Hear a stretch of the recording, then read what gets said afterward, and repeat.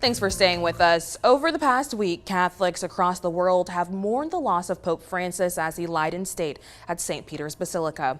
He died on Monday at the age of 88, and Pope Francis was often referred to as the People's Pope. And today, scores of people turned out in St. Peter's Square in the streets of Rome to say their farewells. CBS News' Tony Elio was there and brings us the latest from the Vatican.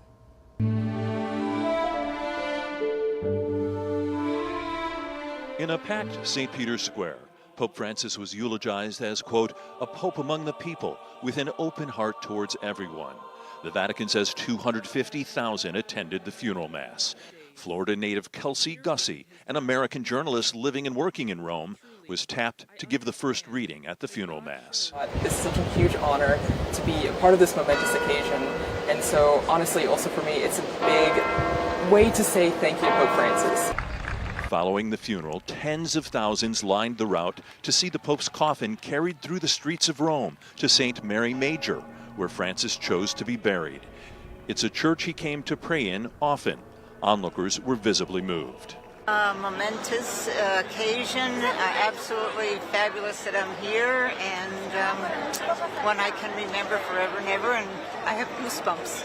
You're crying a little bit. Yes, I'm crying. This triggers like a lot of emotion. What was your feeling when the coffin of the Pope came by? Thankfulness and a big blessing for the world.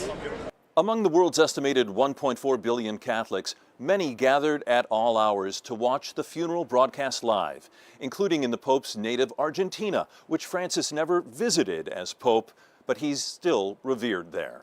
With Pope Francis's funeral now over, a period of mourning has begun. The conclave, in which eligible cardinals will gather in the Sistine Chapel to elect the next pope, is expected to begin as early as May 6th.